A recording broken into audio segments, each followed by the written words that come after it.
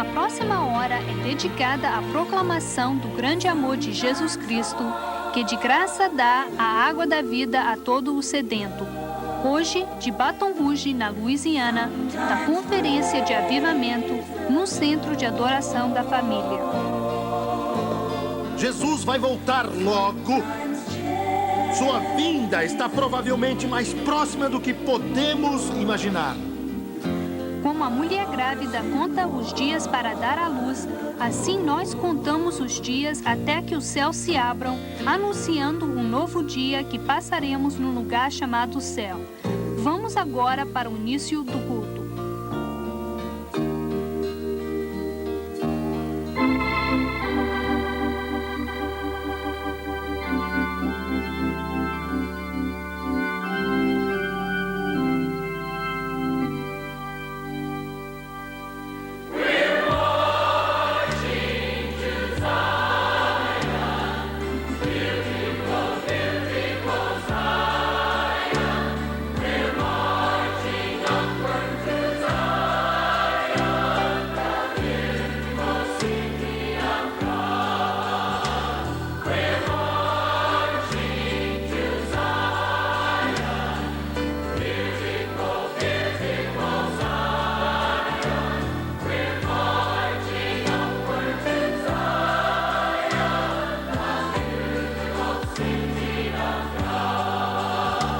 Come we that love the Lord, and let our joys be known. Join in a song with sweet accord. Join in a song with sweet accord. And thus surround the throne, and thus surround the throne.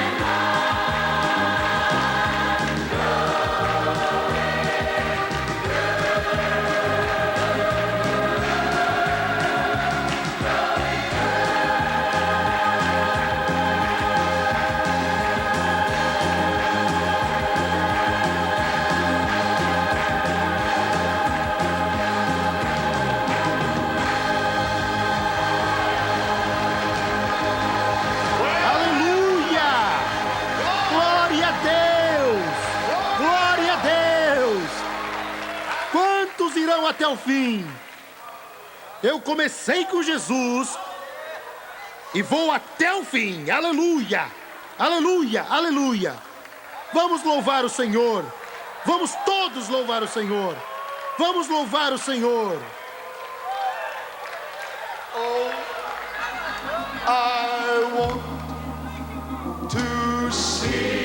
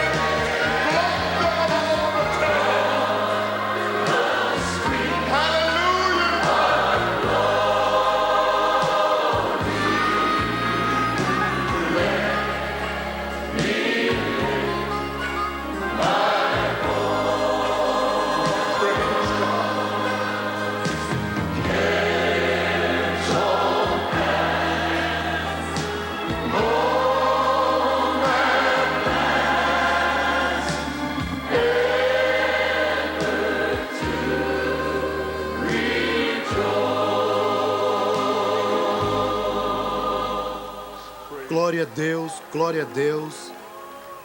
Aleluia, aleluia, aleluia. Glória ao santo nome de Jesus. Podem assentar-se, Deus os abençoe. Louvado seja o nome do Mestre. Saibam que Francis e eu queremos expressar o quanto amamos vocês e quanto estamos felizes por estarmos aqui no Brasil para dizer a vocês que Jesus salva. Eu sei que, querida, que temos muita gente que assiste toda semana e essa audiência continua crescendo mais e mais. E eu estou feliz que você está comigo hoje. Yo también me gozo. Eu quero orar agora. Sí. Eu quero buscar a Deus e pedir que Ele nos atenda, porque nós cremos que Ele é capaz. Jesus disse: se pedirmos algo em seu nome, Ele responderá. E eu sei que alguns que nos veem têm problema físico. Sei que outros de vocês têm problemas financeiros ou problemas no lar, seja o que for.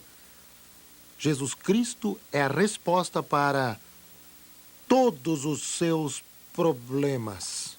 Então, eu desejo, neste momento, ir até ao trono da graça. Graças a Deus, porque é um trono de graça. Ele nunca condenará você. Ele nunca ferirá você.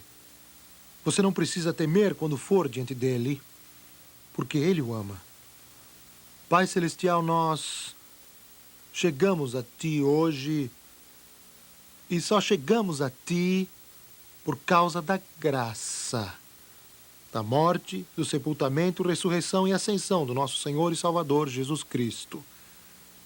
Queremos pedir por esses que nos assistem e que se juntam a nós nesta hora, precisando de um milagre. Esta não é, Senhor, uma oração formal. Neste momento, muitos que assistem estão sofrendo. E eles necessitam de ajuda. Ajuda que só Tu podes dar. Não estamos apenas falando. Sentimos sua dor, sua luta e necessidade. Estou pedindo agora mesmo, no nome de Jesus Cristo, que milagres aconteçam como nunca antes na vida dos homens, mulheres, dos meninos e meninas.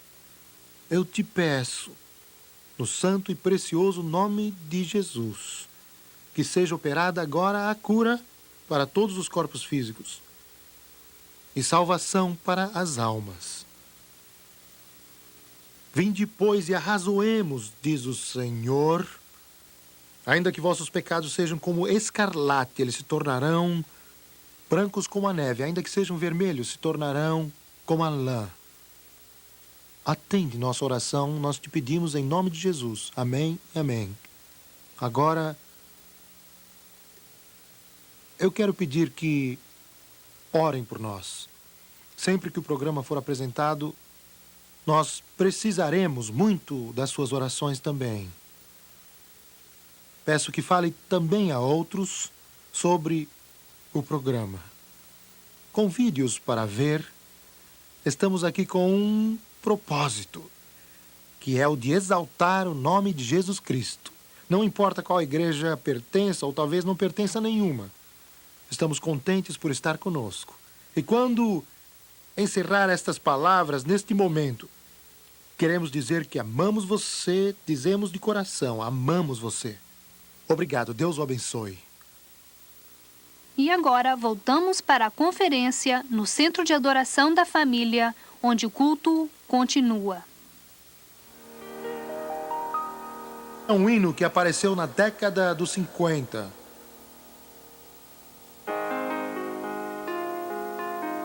Foi escrito por André Maier. Ele diz isso. Although he has millions of stars to think about, although the sun, the moon and the stars are in his care, how wonderful to know wherever you may go, he can be reached just by a whispered prayer. It matters to him about you. Yes, it does. Your heartaches, your burdens he shares. Regardless of what you may do, he wants you, he loves you, he cares. It matters to him about you. Yes, it does. Believe it because it is true. If we cling to his hand, he'll understand, for it matters to him about you. Hallelujah.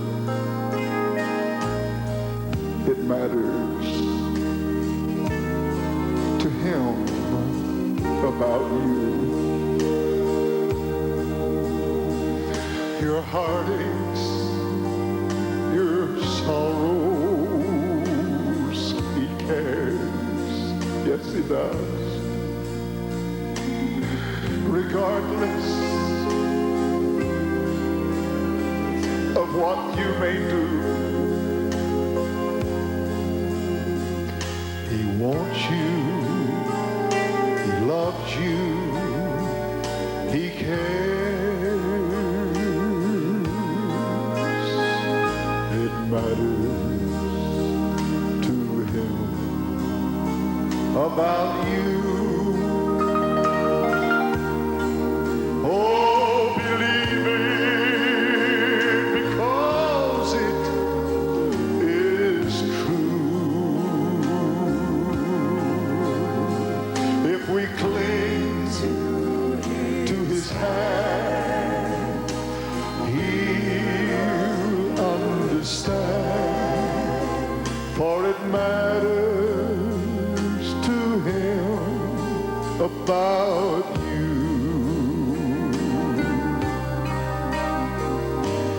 If we cling to his hand, oh, he'll understand, for it matters to him about you.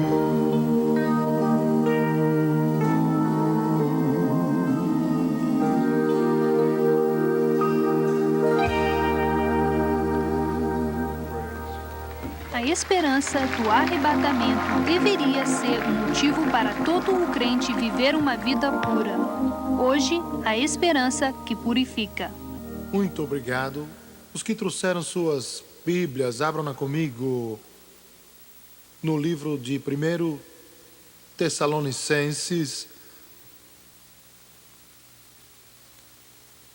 capítulo 4, versículos de 13 a 18. Glória a Deus, Ele se preocupa com você. Aleluia.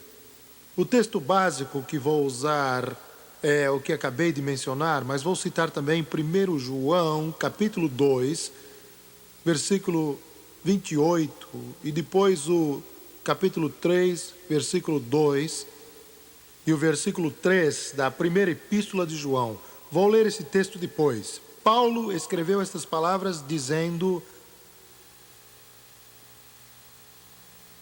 porquanto o Senhor mesmo, dada a sua palavra de ordem, ouvida a voz do arcanjo e ressoada a trombeta de Deus, descerá dos céus, e os mortos em Cristo ressuscitarão primeiro, depois nós, os vivos, os que ficarmos, seremos arrebatados juntamente com eles entre as nuvens, para o encontro do Senhor nos ares. E assim estaremos para sempre com o Senhor. Consolai-vos, pois, uns aos outros com essas palavras. Depois ele disse no capítulo 5... Irmãos, relativamente aos tempos e às épocas, não há necessidade de que eu vos escreva, pois vós mesmos já estáis inteirados com precisão de que o dia do Senhor vem como ladrão de noite. Quando andarem dizendo paz e segurança, eis que lhes sobrevirá repentina destruição, como vem a dor do parto, aqui está para dar à luz, e de nenhum modo escaparão. Mas vós, irmãos, não estáis em trevas, para que esse dia, como ladrão, vos apanhe de surpresa. O título da minha mensagem é de 1 João. A esperança que purifica. Nós vamos falar hoje sobre a esperança que purifica. Há alguns anos tive a oportunidade de ir a Costa Rica e fomos visitar uma das escolas que o ministério tinha construído ali. E quando chegamos lá, eu não sei quantas escolas nós construímos em Costa Rica. Quantas? 6. O Dave disse 6. E o local estava lotado de crianças. Eu não sei quantas crianças estavam lá. A maioria delas eram as mais pobres possíveis. E os pais delas imploravam a direção da escola dizendo: por favor, aceitem meu filho ou minha filha, pois não temos oportunidade de dar-lhes boa educação. penso nisso e sinto um nó na garganta. E quando estávamos lá, os prédios tinham sido terminados uns 4 meses antes, eles estavam no primeiro semestre e eles disseram: você pode falar aos professores? Eu disse: claro que sim. Então eles chamaram os professores para uma pequena sala e acho que estavam ali sentados umas 25 ou 30 pessoas e estava cheia. E eu descobri depois que a maioria das professoras ali tinham sido freiras anteriormente e que foram salvas, todas elas, através do nosso programa de televisão e tinham sido expulsas da igreja e tinham sido batizadas com o Espírito Santo.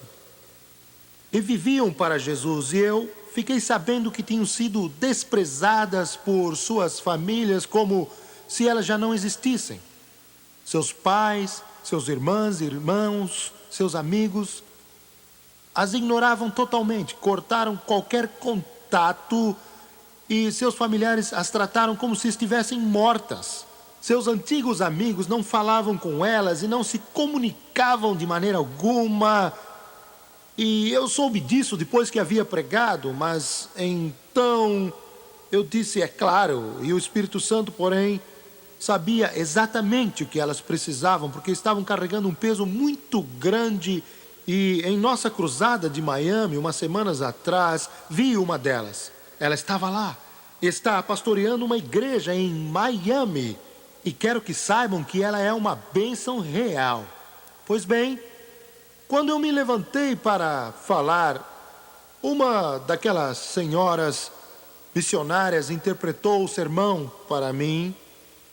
E de repente houve uma unção do Espírito Santo. Enquanto eu falava, eu estava quebrantado diante da presença de Deus. Aquela jovem que interpretava quase não podia falar de tanta emoção.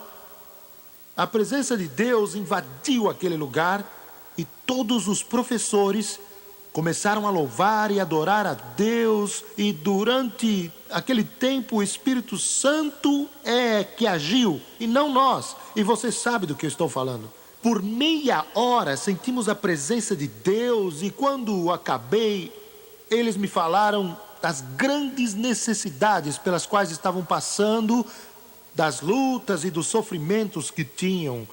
E como em poucos minutos o Espírito Santo curou a ferida, o sofrimento e curou-os. Aquela dor os deixou e alguns de vocês aqui entendem o que eu estou dizendo. Foi como se o Senhor dissesse: agora eu serei seu irmão, sua irmã, sua mãe, seu pai, seu filho, sua filha e seus amigos. Serei isso para você. E o Espírito de Deus começou a agir e hoje eu creio que o Senhor está operando uma obra na igreja. Creio que Ele está operando algo que irá estarrecer o corpo de Cristo, que agora tem tão pouco conhecimento da magnitude do que já está começando a acontecer. Eu creio assim: Satanás se voltará contra nós, mas ele nunca se simpatizou conosco, por isso vai agir assim. Mas Deus vai realizar a obra que Ele disse que realizaria. Mas eu sei, como já enfatizei ontem em minha mensagem, que estamos chegando ao fim. É verdade. Tudo indica que estamos chegando ao finalzinho. Este é o final dos tempos, senhoras e senhores. Estamos chegando a um finale. É verdade. Não estamos apenas ensaiando, estamos chegando ao fim. Ouça o que eu estou dizendo, pois é verdade. Sei que o arrebatamento irá acontecer. E é sobre isso que quero pregar hoje, porque o mais importante é você estar pronto para o arrebatamento. Estar pronto quando a trombeta de Deus soar e pronto quando Jesus disser: venha meu querido, venha meu amado. Porém, a grande verdade é que hoje esta importante doutrina não é pregada com frequência em muitos meios. E sei que durante os últimos meses, muitos ensinaram a este respeito, mais do que é costume, por causa de uma pessoa que deu uma data específica. Eu não vou dizer nada a respeito desta pessoa, porque eu mesmo já cometi erros e não tenho o direito de dizer nada contra outra pessoa. Mas graças a Deus que por isso muitos começaram a pensar na vinda de Cristo. Muitos começaram a pensar no arrebatamento, e eu não vou marcar uma data hoje, mas quero dizer aquilo que Paulo disse, e que é muito importante. Ele nos dá uma ideia de quando este evento tão importante, este evento tão chocante, que o mundo jamais conheceu e que será algo mundial, irá acontecer, e como irá chamar a atenção de todos. E pense nisso. Se você quer chamar a atenção do planeta, quer chamar a sua atenção, não há nada melhor do que o desaparecimento de milhões e milhões de seres humanos em um instante. Todos os noticiários do mundo lutando para encontrar a resposta, pois é algo que eles não conhecem, que não está nos seus livros de teologia ou seus livros de filosofia, e tem que ir à palavra de Deus para descobrir que milhões deixaram este planeta e estão com Jesus. Glória a Deus, aleluia. Paulo nos dá uma ideia das coisas que irão acontecer durante este importante evento. Ele fala sobre o arrebatamento, fala sobre o período da grande tribulação, a batalha do Armagedon, o advento do anticristo, a vinda do dia do Senhor e todas essas coisas. E ele disse algo que nos leva a conhecer todos os fatos que irão acontecer nesse texto. Ele diz: quando andarem dizendo paz e segurança, eis que lhes sobrevirá repentina destruição. E, meu amigo, eles já estão começando a dizer paz e segurança. Esta é a palavra mais usada nas nações do mundo de hoje, paz e segurança. É claro que ele está se referindo aos tempos do anticristo, e nós não vamos falar disso agora. Mas há muitas pessoas iniciando um movimento de paz, e o senhor Gorbachev está usando a palavra paz como nunca. Estive na União Soviética uns anos atrás e fiquei no grande Hotel Metropol, que é o maior do mundo, com 5.000 apartamentos, bem perto do Kremlin. Nós comíamos todos os dias no terraço e ficávamos olhando para o Kremlin. Eu olhava para aquele lugar e via aquele prédio enorme todos os dias. E ficava pensando: Senhor, como é que um lugar deste tamanho custou em imposto para os americanos mais de 2 trilhões de dólares? Pense no que eu disse, aquele lugar ali custou em imposto para a América, creio que mais de 2 trilhões de dólares. Vocês podem imaginar algo assim? E agora Gorbachev está pedindo paz. E todo mundo está pedindo paz. Então Paulo fez esta declaração e disse o seguinte: eis que lhe sobrevirá a repentina destruição. E ele usa o termo que realmente explica o que quis dizer. Como vem a dor, aqui está para dar a luz. Ele quer dizer o seguinte: ele está dando o exemplo da mulher que está esperando um nenê. Ele não falou, mas eu estou dizendo que mesmo em nossos dias, com a ciência moderna, ela não sabe quando é que o nenê vai nascer. Ela sabe que é um período de 9 meses, mas até com a tecnologia moderna, a ciência não sabe a hora, e não sabe o dia, e não sabe qual é a semana que o nenê vai nascer. A própria mãe não sabe, mas ela sabe que está chegando a hora. Ela sabe quando está perto, mesmo quando os médicos não estão sabendo. Ela sabe e diz assim: pode não ser hoje, nem tampouco amanhã, mas sei que virá e será breve. Ele está na posição e eu sei que logo ele irá nascer. E com isso aprendemos que, apesar de não sabermos o dia, a hora, a semana, ou o mês, ou mesmo o ano em que o arrebatamento vai acontecer, sabemos que é iminente e está próximo. Meu amigo, quero dizer a você que esta aplicação que o apóstolo Paulo fez está ligada àquilo que estamos dizendo. Jesus virá em breve. Sua vinda está mais próxima do que qualquer um de nós pode imaginar. O arrebatamento da igreja, aquele dia em que todo filho de Deus irá estar com Jesus, está bem próximo. Ele não vai demorar. E nós sabemos disso por causa dos eventos em nossos dias, das coisas que estão começando a acontecer hoje em dia. Sua vinda está bem próxima, sua vinda está próxima, e eu estou esperando que o arrebatamento aconteça a qualquer momento.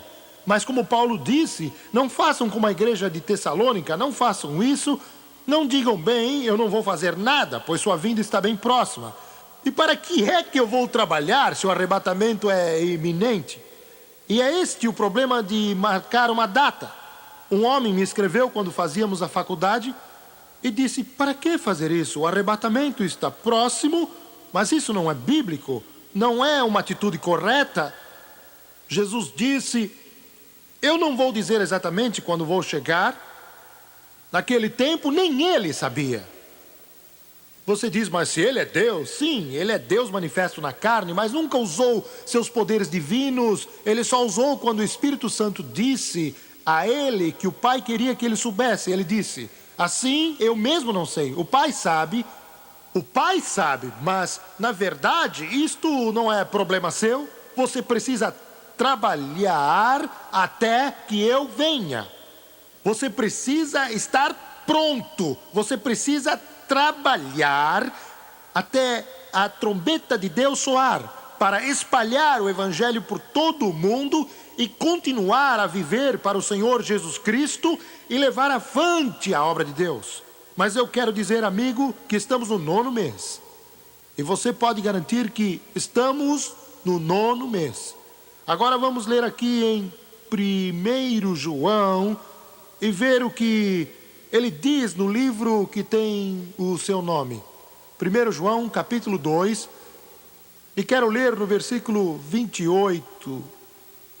E é isso que ele disse: filhinhos, agora pois, ele estava falando do arrebatamento. Ele disse: permanecei nele, para que quando ele se manifestar, ele está falando da hora em que a trombeta irá soar. Este texto fala do arrebatamento e João nos fala mais sobre isso do que o apóstolo Paulo falou. Ele diz: filhinhos, permanecei nele, para que quando ele se manifestar, tenhamos confiança e dele não nos afastemos envergonhados na sua vinda. Primeiro vamos ver esta parte. Ele diz: permanecei nele. Ele está falando sobre permanecer, porque ele escreveu aqui em João capítulo 15, quando estava falando sobre a videira que deveria produzir ramos, e os ramos deveriam produzir fruto. Se você permanecer nele, você irá dar fruto. Ele disse que poda aqueles que dão fruto, para que deem mais fruto. Você entendeu? Ele poda a árvore que dá fruto. Talvez você diga: estou com muitas lutas, Jimmy Swaggart, tem sido difícil e amo a Deus de todo o coração. Eu sei. Ele o está podando para você dar mais fruto. Ele quer podar, ele quer tirar todo o excesso, ele quer que você chegue a produzir mais fruto. E os ramos que não dão fruto, é disso que eu estou falando, ele vai operar na igreja. Os ramos que não dão fruto serão todos podados e lançados na fogueira. Ele disse: permanecei em mim, permanecei em mim. Como eu sou um evangelista, quero que todo filho de Deus tenha vitória. Eu quero que todo crente vença cada fraqueza que há em sua vida. Este é o meu chamado. Esta é a parte da mensagem que Deus me deu. Eu quero isso. Eu trabalho assim, especialmente agora. Não vou dar detalhes, mas especialmente agora. Eu quero que você vença todos os seus problemas.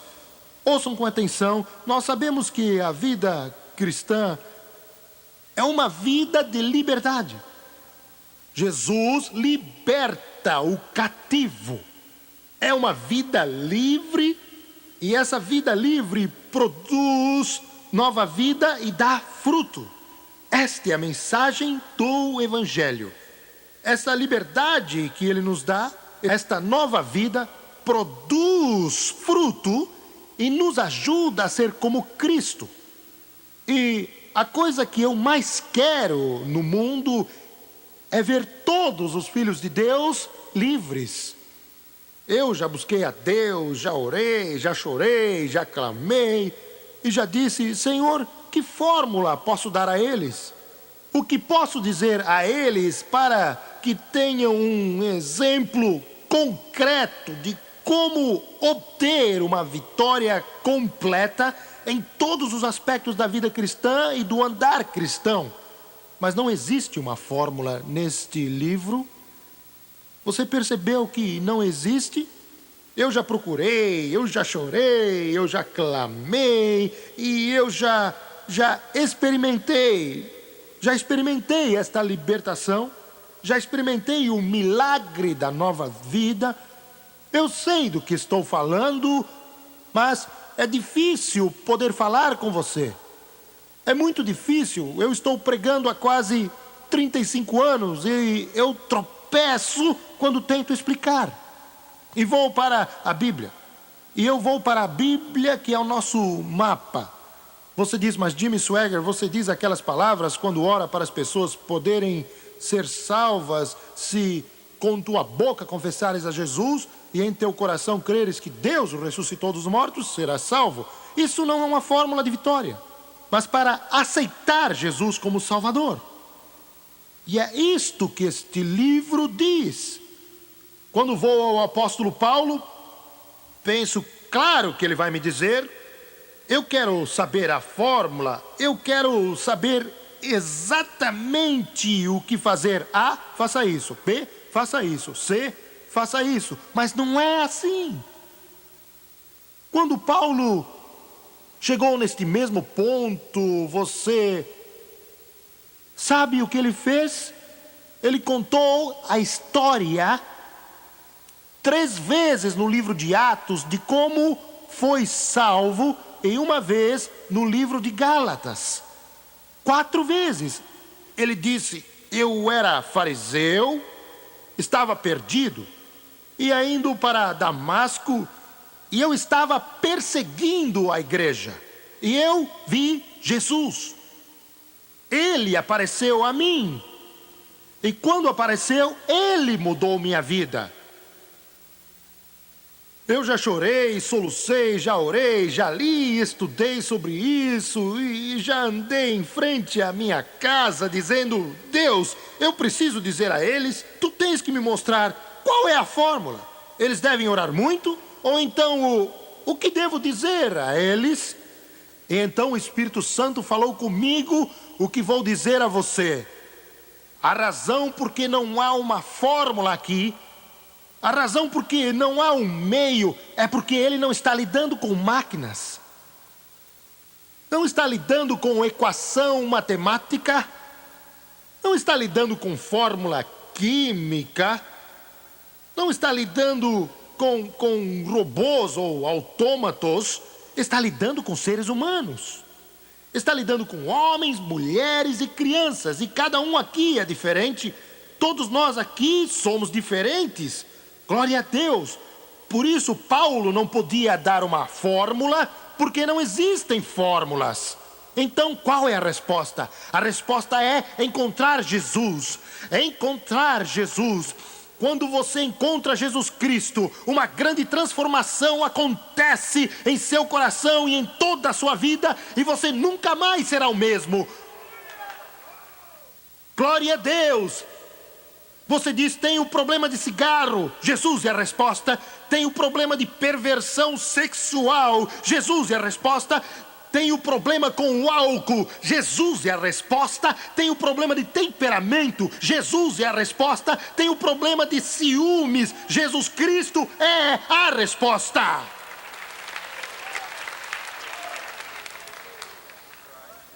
Você sabe porque reagiu hoje quando o pastor Trotter pregou esta manhã e falou sobre Herbert Buffon? Eu estava sentado ali e de repente comecei a chorar, e eu chorei o dia todo. Você diz, isso não me afetou assim, não sei quem você é. Sabe por quê? Porque esta é a história da redenção. É uma história de vitória. Cada um aqui, cada um pela televisão que conhece a Jesus, tem o seu próprio milagre. Algo que foi feito para você. Ele o alcançou e levantou você como ele não levantou ninguém. Glória a Deus. Ele fortaleceu você e ele opera em você de acordo com o que você é, conforme seus sofrimentos e suas dores. Glória a Deus.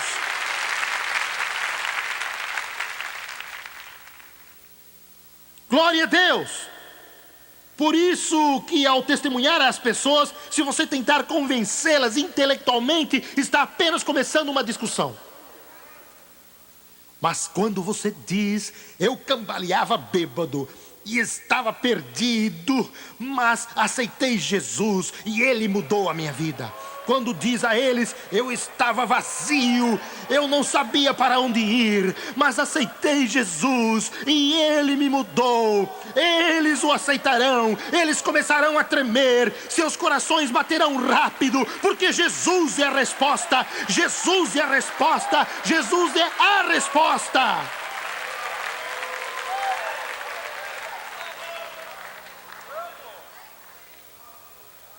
Cada um deles é uma história de milagre. Todos nós sabemos que Paulo era um homem intelectual. Aquele homem era um intelectual. Ele conhecia as filosofias dos filósofos gregos. Ele conhecia mesmo. Ele sabia as leis judaicas, talvez como nenhum outro homem desta terra. E porque mostrou seu conhecimento para os intelectuais de Atenas, ali ele não estabeleceu uma igreja. Eu quero falar um pouco sobre isso, é interessante. Ele não estabeleceu nenhuma igreja em Atenas. Quando falou da ressurreição, quero falar disso um pouco. Eles tinham uma escola de filósofos em Atenas. Atenas era a capital cultural, intelectual e filosófica do mundo de então. Roma tinha o poder militar e político. Atenas era o lugar do aprendizado. Se você andasse pela cidade, se fosse ao mercado, sem dúvida iria debater e fazer um discurso e falar com todos sobre suas ideias. E se achavam que você tinha uma nova filosofia, eles o levavam para o Areópago para poder arrazoar em frente dos maiores filósofos do mundo. E é isso que lemos no livro de Atos, quando Paulo estava no Areópago. Na verdade, foi um teste. Ali estavam os mais sábios e os maiores intelectuais de todo o mundo. olhando para Paulo, o que ele tem para dizer. Eram os seguidores de Sócrates, Aristóteles e Platão. E Paulo começou a falar do Deus desconhecido, que eles ergueram um monumento. É Ele que vos anuncio. Depois ele falou da ressurreição de Jesus Cristo, e quando mencionou a ressurreição, eles começaram a zombar dele. Começaram a escarnecer, dizendo: seu tolo, você nem sabe do que está falando. Onde já se viu alguém levantar dos mortos? E o expulsaram. Ele não criou nenhuma igreja ali. Quando escreveu uma carta para os coríntios, ele disse: minha pregação não é em linguagem persuasiva de sabedoria, mas de poder e de demonstração do Espírito Santo. E declaro a vocês que foi na cruz que Jesus Cristo foi glorificado. Foi na cruz. Aleluia! Eu o glorificarei porque foi na cruz que Ele me redimiu. Então, quando perguntavam como recebê-lo, ele dizia como foi salvo. E disse isso 4 vezes. Disse em Atos, 3 vezes em Atos e 1 vez em Gálatas.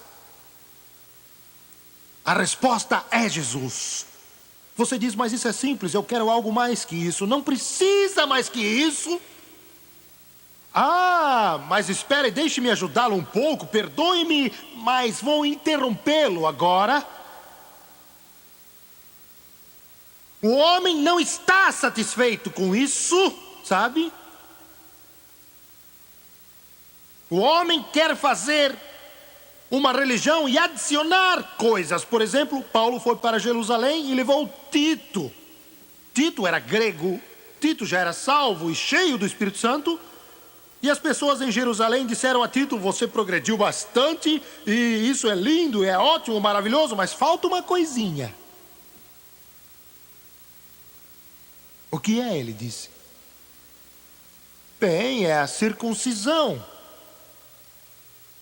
O que é isso?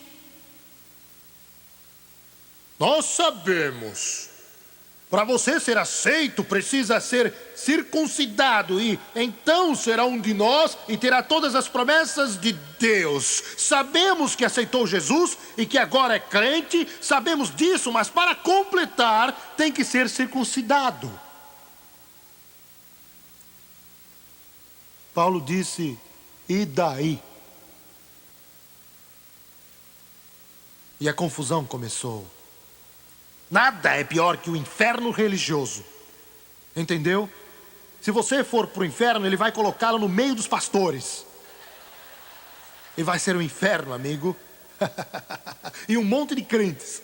Quando você for para o céu, estará no meio de bêbados e drogados que foram salvos e libertos, e pessoas transformadas pelo poder do Todo-Poderoso. Glória! Você está ouvindo o que eu estou dizendo? Jesus pagou o preço, tudo devo a Ele. A mancha do pecado ficou branca como a neve.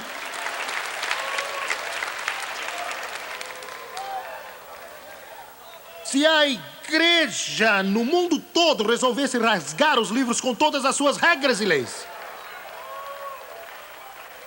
se os rasgasse e os jogasse fora e só pregasse sobre Jesus, Jesus, Jesus, Jesus, Jesus, talvez você não entenda a justificação, mas sabe que é salvo e que está mudado e que o poder do Evangelho é que transforma as vidas através de Jesus Cristo.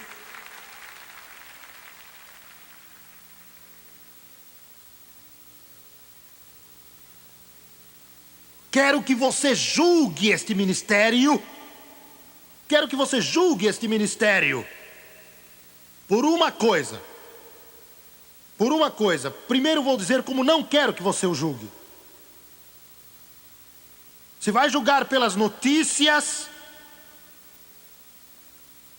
tem cabeça de repolho.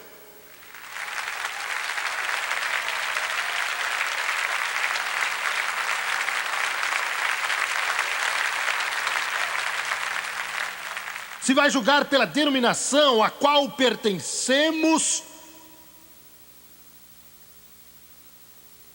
será pior. Você entendeu o que eu disse? A verdade é que Deus não se interessa por denominações. Ele não se interessa pela comunhão do evangelismo mundial. Ele se interessa por homens e mulheres que serão vasos, que serão salvos e cheios do Espírito Santo e serão chamados para serem exemplos de Cristo e mostrarão o amor de Deus ao mundo perdido e preso ao inferno.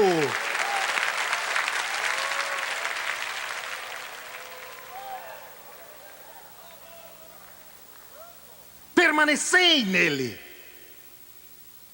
Ele não disse na comunhão do evangelismo mundial? Você notou isso?